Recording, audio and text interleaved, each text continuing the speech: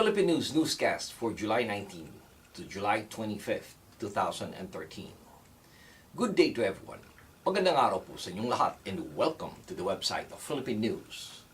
These are our stories for the day. We'd like to start with the news that we have a breakthrough regarding the peace pact of the Philippine government and the rebels as it draws near, and both of them have reached a deal to share the wealth. The Philippines said last July 14th it was aiming swiftly to sign a final peace deal with Muslims rebel to end the rebellion that has killed tens of thousands following a major breakthrough in talks. Chief Peace Negotiator Miriam Coronel Ferrer said that the government could reach a final deal with the Moro Islamic Liberation Front, more popularly known as the MILF, within weeks after both sides agree on a wealth-sharing formula late first weekend. The signing indicates that both sides are really committed to finish the peace negotiations. Nobody wants this not to reach its fruition.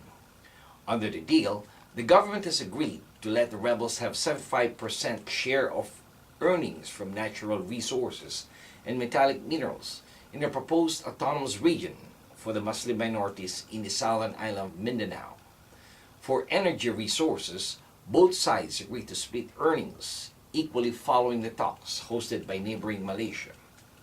The government had initially bargained for a bigger share of the wealth, arguing that it wanted a deal that could withstand legal challenge in the Supreme Court.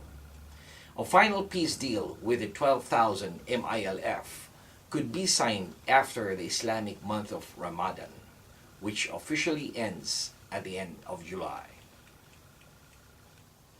Next in line is the news about the worldwide protest of Filipinos versus China.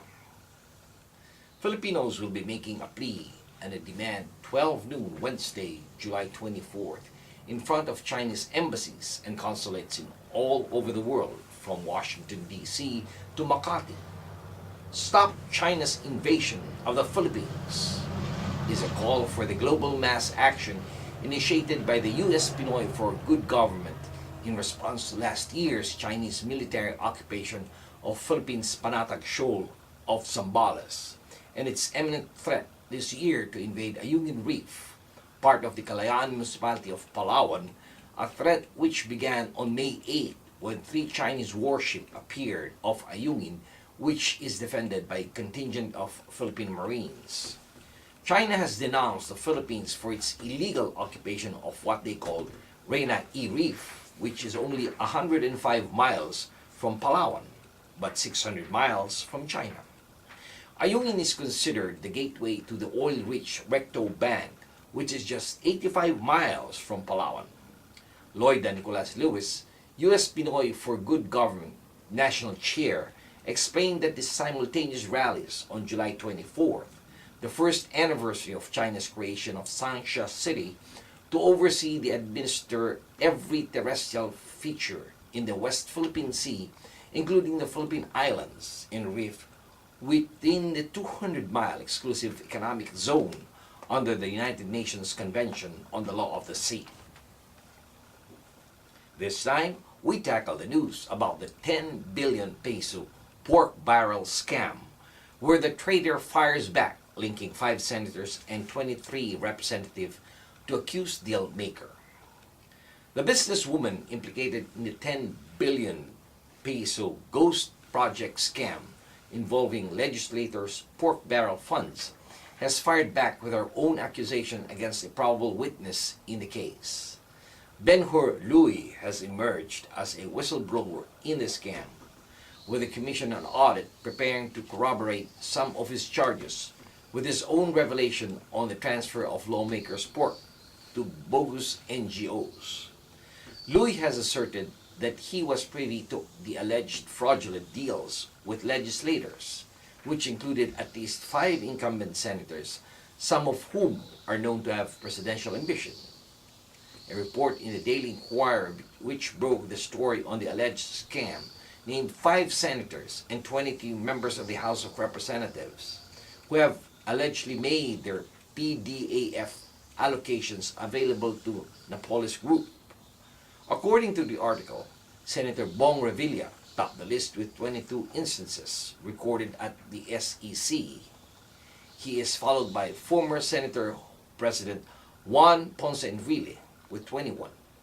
Then we have Senator Pro Tem Chingo Estrada with 18, followed by Senator Ferdinand Marcos Jr.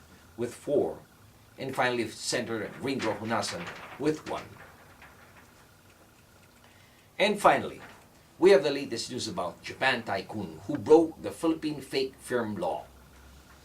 Philippine investigators recommended July 15 that the charges be filed against Japanese gambling tycoon Kazao Okada for allegedly creating a dummy firm to be for the Manila Casino project, the Justice Department said.